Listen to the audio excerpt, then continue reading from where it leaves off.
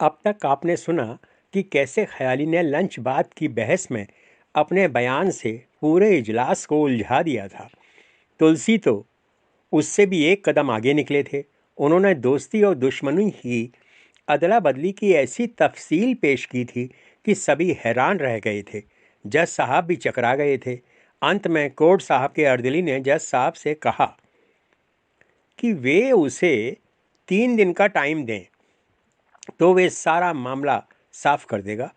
जज साहब ने मामले में 3 दिन बाद की तारीख लगा दी। आज चूंकि लंच टाइम में ख्याली और तुलसी की अच्छी कमाई हो गई थी, अतः वे लौटते वक्त नन्हे पिरानियों के लिए रंगीन झबले और खुद के लिए दारू चखना खरीद कर घर लौट आए। तुलसी के दिमाग में एक ही बात चल रही थी कि पता नहीं ख्याली के घर वाले पोती को गोद देने की बात पर क्या बोलेंगे। अब इसके आगे की दास्तान एपिसोड 18 में सुनिए। शीर्षक है महादान। आज अदालत नहीं जाना था, अतः तुलसी की सुबह खरामा खरामा शुरू हुई। उन्होंने बकरबाड़े में जाकर बकरियों के अद्यावधिक मातृत्व की जानकारी ली। दाड़िंदा अपना फर्ज पूरा करके बाहर खड़ा बकर बकर पत्ते चबा रहा था। जब तुलसी को भी लगा कि अब कोई बकरी खाली पेट नहीं है, तो वे दुधारुओं का दूध दोहने लगे। आज वे बहुरिया के लिए दूध का लोटा खुद लेकर जाना चाहते थे। लोटे में अभी दूध का झाग ऊपर आया ही था कि उनकी घरवाली धमक गईं। वे बोली, तुम यहाँ अभी तक बकरियों का निहोरा कर रहे हो और उधर भूखे पिरानी बहुरिया की छाती से चिपके पड़े होंगे। एक साथ दो दो पिरानियों को अपने तन से जिलाना कोई हंसी ठट्टा नहीं है। अगर बहुरिया दूध पिएगी नहीं तो पिलाएगी क्या? तुलसी आज खामोखा ही उनकी ममता की चपेट में आ गए थे, क्योंकि दूध तो उन्होंने समय से ही निकाला था, मगर लगता था कि उनकी घरवाली को नन्हे पिरानियों की चिंता करने और उनकी बातें करने में बहुत मज़ा आता था। वे दादी अम्मा बनकर सुबह सुबह तुलसी पर बरस कर ठंडी होली थीं। तुलसी घरवाली की सरलता भांप कर मन ही मन मुस्कुरा दिए। वैसे भी उन नन्हे पिरानियों के नाम पर तो वे जिंदगी भर अपनी घरवाली की डांट खाने को तैयार थे। उनकी आंखों के सामने भी हमेशा दो जोड़ा नन्ही चमकीली आंखें थिरकती रहती थीं। शिशु का दर्शन सचमुच भगवान के दर्शन से कम नहीं होता। घरवाली ने उनके हाथ से गुनगुने दूध का लोटा झटक लिया और बोली, कल तुम जो झबला झबली लाए थे वो कहाँ रख दिए हैं? ख्याली सोचने लगे कि दुकान से तो उन्होंने 2 झबले ही खरीदे थे, लेकिन घरवाली ने रात भर में ही एक को झबली कैसे बना दिया? वे बोले, कल हमने आले में रख दिए थे, वहीं होंगे। वे दौड़ कर अंदर गईं और उन्हें थैली समेत उठा लाईं। वे बोली, हम बहुरिया के पास जा रहे हैं, तुम बकरियों का दाना पानी कर देना। हम दोनों चाई माई को अपने हाथों से नए झबले पहनाकर टिकुली बिंदी करने के बाद ही आएंगी। वे तीर की तरह ख्याली के घर की ओर निकल गईं। उनकी तेज चाल देखकर तुलसी को उनकी शादी के शुरुआती दिनों वाली चटकी याद आ गई। शुरुआत में वे ऐसे ही घर के आंगन में पायजेब छनकाती यहाँ से वहाँ उड़ा करती थीं। पायजेब की छनक तो तुलसी की जिंदगी से गायब हो गई थी, लेकिन इसकी जगह अब उनके कानों में बकरियों की घंटियां जरूर टुनटुनाती थीं। उनकी घरवाली ने जाते जाते दोनों नन्हे प्राणियों का चाई माई नामकरण भी कर दिया था। उन्होंने अकल दौड़ाई और सोचा कि जरूर उन्होंने पोती का नाम ही माई रखा होगा। उनके हिसाब से भी माई ही तो ख्याली के घर कन्या रूप धरकर आई थीं। तुलसी के दिमाग में फिर से कीड़ा कुलबुलाया कि पता नहीं ख्याली ने अपने घर वालों से गोद लेने वाली बात की होगी या नहीं। पता नहीं क्या हुआ होगा। तुलसी के दिमाग में सवालों की आंधी चलने लगी। तुलसी की घरवाली जब ख्याली के घर पहुंची तो वहां ख्याली का लड़का अपने बेटे को गोद में लिए उसका मुंह निहार रहा था। तुलसी की घरवाली ने उसे देखा तो चिल्लाई, अरे इतने छोटे बच्चे को ऐसे थोड़े ही टांगा जाता है? देखो तो कैसे चिड़िया की तरह इसकी गर्दन आगे पीछे डोल रही है।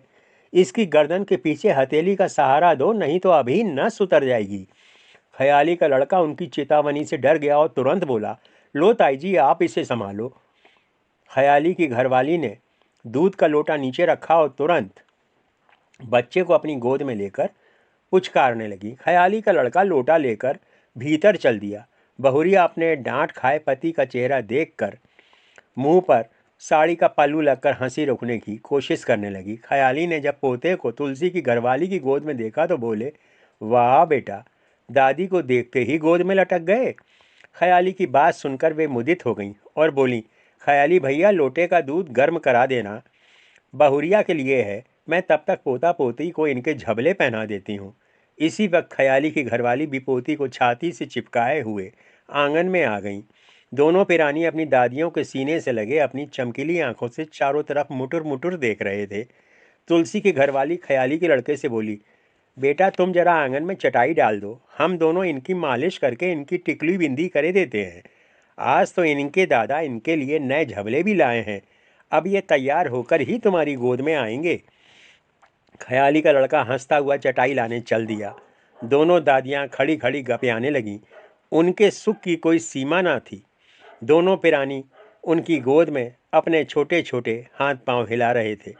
लड़के ने आंगन में चटाई बिछा दी। दोनों दादियां पांव सीधे करके ज़मीन पर बैठ गईं। इसके बाद उन्होंने दोनों पिरानियों को अपने अपने पैरों पर लिटा लिया और उनसे किलोल करने लगीं। बहुरिया मालिश के लिए तेल रख गई। इसके बाद वे अपने सधे हाथों से बच्चों की मालिश करने लगीं। ख्याली टहलते हुए तुलसी के घर की तरफ निकल लिए। ख्याली का लड़का एकांत देखकर घरवाली के पास रसोई में पहुंच गया। दोनों दादियां बच्चों की मालिश कर रही थीं। गुदगुदी लगने पर वे किलकारी भर रहे थे। पूरा घर आनंद से भरा था। ख्याली जब तुलसी के पास पहुंचे तो वे अपनी सुबह की चाय बना रहे थे। उन्होंने ख्याली के लिए भी पानी बढ़ा दिया। इसके बाद दोनों अपने चाय के गिलास लेकर आंगन में पेड़ के नीचे आ गए। तुलसी ने बात शुरू की, क्या तुमने कल घर पर बच्ची गोद लेने की बात की थी? ख्याली बोले, कल तो मौका नहीं लगा, लेकिन आज जरूर करूँगा। क्या बताएं, घर में छोटा बच्चा आने से कितना काम बढ़ जाता है। सारा घर उन्हीं की सेवा टहल में दिन भर इधर उधर भागता रहता है। तुलसी बोले, जब तुम इधर आ ही रहे थे तो एक को अपनी गोदी में टांग लाते। ख्याली बोले, ले तो आते, मगर उनकी दादियां उन्हें छोड़ें तब ना। अभी तो घर पर दोनों पहलवानों की मालिश चल रही है। अब टिकुली बिंदी कराने के बाद ही हमें मिलेंगे। तुलसी ठहाका लगाकर हंस दिए। दोनों दोस्त चाय सुड़कने लगे। चाय के बाद तुलसी ने अपनी हथेली पर सुरती निकाली और इसमें चूना मिलाकर रगड़ने लगे। तुलसी के मन में लगातार मंथन चल रहा था कि पता नहीं गोद देने की बात पर ख्याली के घरवाले क्या कहेंगे। तुलसी को लग रहा था कि ये बात जितनी जल्दी तय हो जाए उतना अच्छा है। तुलसी ने अपनी 64 चुटकी वाली सुरती तैयार कर ली थी। दोनों मित्रों ने इसकी एक एक चुटकी अपने होंठों के नीचे दबाई और आंगन में चहलकदमी करने लगे। बीच बीच में बकरबाड़े में घंटियों के टुनटुनाने की आवाज़ आ जाती थी। तुलसी गहरी सांस लेकर बोले, जिंदगी भर घरवाली की गोद सूनी रही, सो उसने सारा वक्त गाय गोरू की देखभाल में लगा दिया। इस उम्र में अगर उसकी गोद में एक नन्हा खिलौना आ जाए तो वह भी जी जाएगी। ख्याली तत्काल उनकी बातों का मर्म समझ गए और बोले, आज रात खाना खाने के बाद मैं घर वालों से बात छेड़ूंगा। भगवान चाहेगा तो सब कुछ अच्छा होगा। तुलसी बोले, तुमसे एक ही विनती है कि हमें दुनिया से बे औलाद मत जाने देना। बदले में तुम हमसे हमारा सब कुछ ले लो। तुलसी की बातों से ख्याली अंदर तक हिल गए और बोले, हमारे तुम्हारे बीच अब अपना पराया कहाँ है जो लेने देने की बात करते हो। फिर भी बहुरिया की रजामंदी तो बहुत ज़रूरी है, क्योंकि वही इनको अपने शरीर से जनी है। तुलसी फिर सोच में पड़ गए कि बहुरिया से उसकी संतान का दान कैसे मांगें। सचमुच किसी माँ से उसकी संतान मांगना उसके प्राण मांगने जैसा है। ख्याली ने टॉपिक बदला और बोले, यार 2 दिन बाद अदालत में तारीख है। उस दिन जज साहब के तेवर कुछ ठीक नहीं लग रहे थे। अगर इतनी जल्दी जल्दी तारीख देंगे तो हो सकता है कि वह मुकदमा ही निपटा दें। तुलसी ने सहमति जताई और बोले, अब निपटाते हैं तो निपटा दें, दूसरा शुरू करने की कोई मनाही थोड़े है। बस कतल वतल वाला नहीं होना चाहिए। वैसे अपन लोगों का भी अब कोर्ट कचहरी में इतना बात व्यवहार तो बन ही गया है कि वहाँ महीना 15 दिन में एक आध बार तो वैसे ही आराम से गाना बजाना किया जा सकता है। ख्याली उनके आत्मविश्वास से मुदित हुए और बोले, ठीक कहते हो यार। वैसे अगर तुम कहो तो गांव में ही किसी को लड़ाएं। अगर कोई एक आध मुकदमा डाल देगा तो अपन लोग एक एक पार्टी पकड़ लेंगे, फिर कोर्ट कचहरी आना जाना भी बना रहेगा। तुलसी बोले, अभी दूसरे के घर में कलह कराने की ज़रूरत नहीं है। ये लोग सचमुच में लड़ने लगेंगे उनका लोटा थाली बिक जाएगा। अब भगवान जी ने सबको थोड़े ही अपन जैसी अकल दी है, फिर तुम क्यों दिल छोटा कर रहे हो? अभी तो अपना वाला जिंदा है ना। भगवान जज साहब को 100 साल की उम्र दे, आखिर उनकी रोजी रोटी भी तो अपन जैसों से ही चलती है। इस रहस्योद्घाटन से ख्याली चकित रह गए कि उनके सद प्रयासों से ही जज साहब भी रोजगार में थे, अन्यथा बिना मुकदमे के जज साहब का क्या काम। कोर्ट साहब और अर्दली की तो इसके बिना दुर्गति ही हो जाती। उनके एक मुकदमे से कितने घरों का चूल्हा जल रहा था, उन्हें ये बात पहली बार पता लगी। उन्हें इस बात का दुख भी हुआ कि आजकल मुकदमा लड़ने वाले कितने कम हो गए थे। उन्होंने मन ही मन संकल्प किया कि वे अपने मुकदमे को अकाल मौत नहीं मरने देंगे। आखिर किसी को तो दूसरे के बाल बच्चों के बारे में भी सोचना ही पड़ेगा। अभी वे गप सड़ाका लगा ही रहे थे कि ख्याली का लड़का अपनी नन्ही सी बेटी को कंधे से चिपकाए तुलसी के घर आ गया। बेटी गुलाबी झबले से सजी थी। वह ख्याली और तुलसी को अपनी काजल भरी आंखों से ताकने लगी। उसे देखकर तुलसी उठे और उसके चरणों पर माथा लगाकर बोले, धन्य भाग हमारे, साक्षात देवी मैया घर पधारी हैं। वे विभोर हो गए। तुलसी ने लड़के से बच्ची को अपनी गोद में ले लिया। तुलसी मोटे शीशे का चश्मा लगाए थे। बालिका ने गोद में आते ही उनके चश्मे पे अपना हाथ मारा। अगले ही क्षण चश्मे की डंडी उसकी बारीक उंगलियों के बीच फंस गई। बच्ची को खिलौना मिल गया था। तुलसी को शक्लें धुंधली दिखने लगीं। वे हो करके हंसते हुए बोले, मैया ने तो आते ही इस बूढ़े की आंखें छीन ली। ख्याली का लड़का उसके हाथ से चश्मा छुड़ाने की कोशिश करने लगा, लेकिन बच्ची ने चश्मे पे पकड़ मजबूत कर ली। तुलसी उसे रोकते हुए बोले, रहने दे बेटा, अगर मैया को हम बिना चश्मे के ही अच्छे लगते हैं तो हम चश्मा नहीं लगाएंगे। तुलसी की बात सुनकर ख्याली भी हंसने लगे। ख्याली का लड़का बोला, हम आप लोगों से ये कहने आए थे कि आज दोनों घरों का खाना इकट्ठे होगा। अम्मा ने कहा है कि आप नहा धोकर खाने के टाइम आ जाना। दोनों ने गर्दनें हिला दी। तुलसी ने पोती के हाथ में एक सिक्का रखा, फिर उसे लड़के की गोद में वापस देते हुए बोले, आज सुबह सुबह मैया घर आई, धन्य भाग हमारे। ख्याली का लड़का बेटी को लेकर चला गया। तुलसी बोले, यार आज हम लोग खाने पर साथ होंगे, क्यों ना वहीं सबके सामने बात रख दी जाए। ख्याली ने सहमति में मुंडी हिला दी और बोले, अभी हम घर चलते हैं, हम तो ज़रा स्नान पूजा भी कर लें, तुम भी जल्दी आ जाना। इतना कहकर वे घर की तरफ निकल लिए। घर पहुंचकर ख्याली ने देखा कि दोनों पिरानियों ने सभी को मुग्ध कर रखा था। सभी आनंद मग्न थे। उन्हें देखकर घरवाली खाने की तैयारी के लिए रसोई की तरफ बढ़ गई।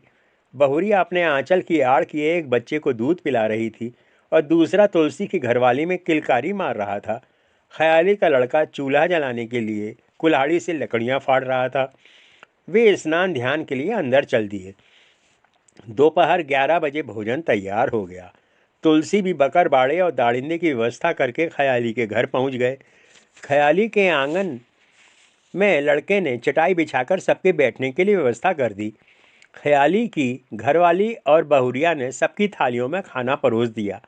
तुलसी कढ़ी चावल देखकर खिल गए। बुढ़ापे में उनके दांत कमज़ोर हो चले थे, अतः खाने में उन्हें मुलायम चीज़ें रास आती थीं। भोजन स्वादिष्ट था। सब ने भरपेट खाया। ख्याली ने जानबूझकर खाने के दौरान गोद लेने वाला प्रसंग नहीं छेड़ा। सबको भोजन कराने के बाद ख्याली की घरवाली बहुरिया ने भी खाना खाया। इस बीच तुलसी ने सुरती तैयार की, जिसे दोनों मित्रों ने मुंह में जमा लिया। तुलसी की घरवाली की गोद में एक ना एक बच्चा बना ही रहा। भोजन से निपटकर दोनों परिवार बैठकर बतियाने लगे। बातचीत का केंद्र नन्हे बच्चे ही थे। कभी कोई बताता कि इसे हवा में उछालने पर यह कितनी जोर से हंसता है, तो कोई कहता कि कल तो इसने मेरे सिर पर ही तुल्ली कर दी थी। ख्याली को ये वक्त उचित लगा, सो वे बात शुरू करते हुए बोले, बच्चों के बिना घर कितना सूना होता है। दोनों पिरानियों को छोड़ सबने गर्दन हिलाई। ख्याली उत्साहित होकर आगे बोले, अब तक तुलसी भैया भौजी ने कैसे जिंदगी जी होगी, खाली घर तो काटने को दौड़ता होगा। उन्होंने अचानक ही तुलसी की दुगती रख पर उंगली रख दी थी। तुलसी की घरवाली सुबकने लगी क्योंकि ख्याली ने उन्हें सूनी कोक की याद दिला दी थी। पत्नी की पीड़ा ने तुलसी की आंखें भी नम कर दी। ऐसे में ख्याली की घरवाली ने मौका संभाला और बोली, जिज्जी का घर सूना कैसे होगा? ये दोनों प्राणी जब ठुमुक ठुमुक कर इनके आंगन में दौड़ेंगे तो सूनापन कहाँ रहेगा? वहां भी तो इन्हें दादा दादी ही मिलेंगे। ख्याली ने अनुकूल वातावरण की सृष्टि कर दी थी। तुलसी के मन में आस जगने लगी। बहुरिया चुपचाप बैठी बड़ों की बातें सुन रही थी। पड़ोसी बुजुर्गों के मन में उछाल मार रही ममता को देखकर उसका मन भी भीग गया। वह बोली, मैं तो कहती हूँ कि ताई जी का जब भी मन करे तब इन्हें ले जाया करें। ये तो इनकी माँ की भी माँ है। बहुरिया की इस बात में ना जाने क्या जादू था कि तुलसी की घरवाली अपने जगह से उठी और उन्होंने बहुरिया का माथा चूम लिया। वे प्रेमवश रोने लगीं। वे बहुरिया को अपनी गोद में नन्ही बच्ची की तरह भींच कर बोली, धन्य है बिटिया तुम्हारे माँ बाप जिन्होंने तुम्हें इतने अच्छे संस्कार दिए। पहले तो तुमने माँ बाप का आंगन पवित्र किया और अब ससुराल का आंगन भी खुशियों से भर दिया। आज तुमने माँ कहकर हमें धरती का सबसे बड़ा मान दे दिया है। दुनिया ने तो आज तक हमारी सोनी को गाली ही दी थी। तुम्हारे ताऊ भी मुझसे तो छुपाते थे लेकिन अकेले में संतान के लिए रोते थे। आज तुमने हमारे लिए स्वर्ग का द्वार खोल दिया है। तुलसी की घरवाली के मन में बरसों से भरा दुख आज आंखों से झर रहा था। इसका मर्म सिर्फ एक सूनी कोख ही समझ सकती थी। बहुरिया ने अनजाने में ही आज उन्हें माँ का मान दे दिया था। बहुरिया बोली, आज से मेरी दो नहीं बल्कि तीन माँ हैं। मैं तुम्हें ताई माँ बोलूँगी। मैं कितनी भाग्यवान हूँ कि मायके में तो एक छोड़कर आई थी लेकिन यहाँ तो दो दो मिल गईं। वातावरण बहुत भावुक हो गया था। ख्याली के आंगन में भावना की निर्मल गंगा बह रही थी। सभी की आंखों से प्रेम झर रहा था। ख्याली का लड़का आश्चर्यचकित था। दोनों नन्हे पिरानी खुशी से किलकारी मारते हुए अपनी दादियों की गोद में उछाले मार रहे थे। शायद उन्हें भी समझ में आ गया था कि बूढ़ी आंखों से झर रही बूंदें आनंद से भरी थीं। तुलसी अचानक अपनी घरवाली से बोले, अगर ख्याली के घर से हम बिटिया का दान ले लें तो कैसा रहेगा? तुलसी की घरवाली ने उन्हें अविश्वसनीय नज़रों से देखा और अगले ही क्षण उन्होंने बहुरिया के आगे आंचल फैला दिया। वे बोली, बिटिया, हमारे मरने के पहले तुमने हमारे कान में माँ का बोल डालकर हमें जिला दिया है। अब हम पर एक उपकार और कर दो। भगवान ने तुम्हारी गोद में दो फूल डाले हैं। अगर एक फूल इस भिखारन की झोली में डाल दोगी तो हमारा भी परलोक संवर जाएगा। कुछ ही पलों के संवाद ने घर का दृश्य ही बदल दिया। बहुरिया अवाक थी। ख्याली की घरवाली उठकर तुलसी की घरवाली के पास आ गई। तुलसी की घरवाली ने उनके सामने भी आंचल फैला दिया।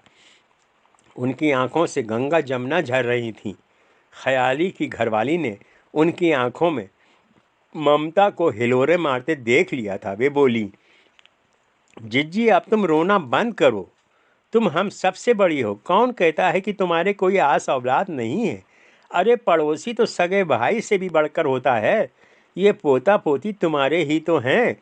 ख्याली का लड़का असमंजस में था। उसे समझ ही नहीं आ रहा था कि वह क्या बोले। अब बहुरिया बोली, ताई माँ, तुम्हें क्या चाहिए, पोता की पोती? तुलसी की घरवाली को अपने कानों पर विश्वास नहीं हुआ कि ये बहुरिया के बोल थे। वे अभी कुछ बोलती कि तुलसी बोल पड़े, बहुरिया, तुम तो हमें देवी मैया दे दो। हम जन्म जन्म तक तुम्हारे ऋणी रहेंगे। हमारा तन मन धन सब कुछ इन्हीं का होगा। हम जान दे देंगे लेकिन कभी इन पर आँच नहीं आने देंगे। तुम्हें हमारा आशीष है कि तुम दूधो नहाओ और वंश बेल बढ़ाओ। इतना कहते कहते उनके दोनों हाथ खुद ब खुद उस जननी के सामने जुड़ गए। उनकी आंखें डबडबा आई थीं। बहुरिया बोली, ताऊ जी, पोता क्यों नहीं मांगा? तुलसी बोले, बेटा, हमने जीवन भर संतान का अभाव झेला है। हमारा जीवन बंजर जमीन जैसा सूखा और चट्टान जैसा सख्त हो गया है। ये चट्टान तभी दरकेगी जब इस पर छोटी सी देवी मैया अपने नन्हे पैरों में घुंघरू बजाती हुई दौड़ेंगी। बुजुर्ग भी कह गए हैं कि धर्म के लीजिए कन्या दीजो। अब तुम खुद ही देख लो कि कैसे पल भर में तुमने सबका मान रख लिया। अब तुम ना भी कह दोगी तो अब हमें दुख नहीं होगा, क्योंकि तुम्हारे रूप में आज हमें बेटी तो मिल ही गई है। आज से तुम्हारे 2 मायके हैं। हम तो जन्म जन्म के प्यासे हैं, सो पोती पाने की ललक तुमसे छिपा नहीं पाए। इतना कहकर वे अपनी आंसू बहाती घरवाली को उठाने लगे। उनकी बातें सुनकर बहुरिया आनंद से भर गई। उसे खुद के नारी होने पर मान हो आया। उसे लगा कि वाकई माँ बनकर नारी का पद संसार में सबसे ऊंचा हो जाता है। वह एक दूसरे ही दुनिया में विचरने लगी। ख्याली की घरवाली असमंजस में अपने पति को देखने लगी। बहुरिया के चेहरे पर अलौकिक चमक थी। आज वह एक ऐसी माँ थी जिसके सामने एक बुजुर्ग दंपत्ति झोली फैलाए खड़े थे। एक जननी जो जान जोखिम में डालकर संतान को जन्म देती है, वही इस दान को देने की अधिकारिणी थी। कोई भी माँ भगवान से अपने लिए एक साथ 2 संतानें नहीं मांगती, लेकिन उसे तो ऊपर वाले ने ज़रूरत से ज़्यादा दे दिया था। बहुरिया सोचने लगी कि विधाता के खेल निराले हैं। हो सकता है कि उसने बेटी को तुलसी के आंगन में खेलने के लिए ही उसके घर भेजा हो। कोई तो यहाँ संतान का मुंह देखने को तरस रहा था और किसी को एक साथ 2-2 मिल रही थीं। अचानक बहुरिया के चेहरे पर दृढ़ता झलकने लगी। वह सीधी खड़ी हो गई और अपनी सास से बोली, एक नारी ही नारी की ममता को समझ सकती है। मुझे तो इसका एहसास माँ बनने के बाद हुआ, लेकिन ताई माँ तो पहले से ही इसमें सराबोर हैं। ममता का मोल इन्हें मुझसे ज़्यादा मालूम है। मेरा अंश इनकी छाया से अधिक कहीं और सुरक्षित नहीं रह सकता। मातृत्व में ये मुझसे भी बड़ी हैं। मैं आपसे विनती करती हूँ कि अपने परिवार का अंश उसकी माँ की गोद से लेकर उससे भी बड़ी माँ की गोद में डाल दें। एक दिन मेरी बच्ची को भी पराये घर तो जाना ही पड़ेगा। यहाँ तो ये मेरी ही आंखों के सामने बड़ी होगी और ताई माँ का जीवन भी खुशियों से भर जाएगा। ख्याली बड़े ध्यान से बहुरिया की बातें सुन रहे थे। उन्हें लगा कि सचमुच ही उन्होंने पिछले जन्म में मोती लुटाए होंगे, जो इस जन्म में उन्हें हीरे जैसी बहुरिया मिली। ख्याली का बेटा अपनी पत्नी का एक नया ही रूप देख रहा था। ख्याली बहू के पास पहुँचे और उसके सिर पर हाथ रखकर उसे आशीष दी। उन्होंने अपनी घरवाली को संकेत किया। ख्याली की घरवाली उठी, अब बहुरानी का माथा चूमकर बोली, बहू, आज तुमने स्त्री जाति का सिर गर्व से ऊंचा कर दिया है। आज तू सचमुच में माँ बन गई है। बेटा, हम सब तेरे साथ हैं। हमारा आशीर्वाद तेरे साथ है। तेरा यह अद्भुत दान संसार में मिसाल बनेगा। औरत के बड़प्पन की इससे सुंदर मिसाल और क्या हो सकती है। ख्याली की घरवाली ने अपने लड़के की तरफ देखा तो उसकी आंखों में भी सहमति थी। वह माँ के पास आ गया और पत्नी से बोला, मुझे गर्व है कि मैं तुम्हारा पति हूँ। इस कठिन घड़ी में पति के बोल बहुरिया के कानों में अमृत जैसे घुल गए। उसने गोद की बेटी सास को दे दी। ख्याली की घरवाली ने पोथी का माथा चूमा और उसे तुलसी की घरवाली की गोद में देकर बोली, जिज्जी, आज से तुम ही इसकी माँ हो। तुम्हारे अलावा ये किसी और की हो ही नहीं सकती। पहले हम पड़ोसी थे, लेकिन इस नन्ही सी आत्मा ने हमें सगा बना दिया है। तुलसी की घरवाली का गला आनंद से रुंध गया था। उनके मुंह से बोल ही नहीं निकल रहा था। उनकी आंखों से झरता पानी उनकी जुबान बन गया था। तुलसी भी अपनी साफ़ी से आंखें पोंछ रहे थे। तुलसी की घरवाली बहुरिया को अपनी छाती से चिपका कर बोली, चिंता मत करना बिटिया, आज से हम दोनों तुम्हारी बिटिया के दादा दादी नहीं बल्कि नाना नानी हैं। बहुरिया ने झुककर उनके चरण छू लिए और बोली, मैंने तुम्हारी कोख से तो जन्म नहीं लिया, लेकिन मैं भगवान से मांगती हूँ कि मुझे हर जन्म में तुम्हारी जैसी माँ की कोख से बिटिया का जन्म मिले। बहुरिया अपने नन्हे बेटे को ताई माँ के पास लाकर बोली, सुनो, आज से तुम्हारी जिज्जी तुम्हारी नानी के घर बड़ी होंगी। यह कहकर उसने नन्हे बेटे के गाल हिला दिए। बहुरिया के बातें सुनकर सबके चेहरों पर मुस्कान आ गई। क्योंकि नन्हे बेटे की जिज्जी उससे केवल 5 मिनट बड़ी थी। एक नन्ही सी बच्ची ने पल भर में रिश्तों का उलटफेर कर दिया था। ये नए रिश्ते पहले से भी ज़्यादा मजबूत और प्रेम से भरे थे। तुलसी और उसकी घरवाली को तो मानो तीनों लोक का वैभव मिल गया था।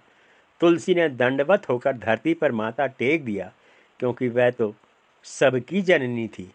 ख्याली के आंगन का आज जो मंजर था, उसे शायद देवता भी देवलोक से देख रहे होंगे, क्योंकि आज यहाँ भाव और भावना की गंगा बह रही थी।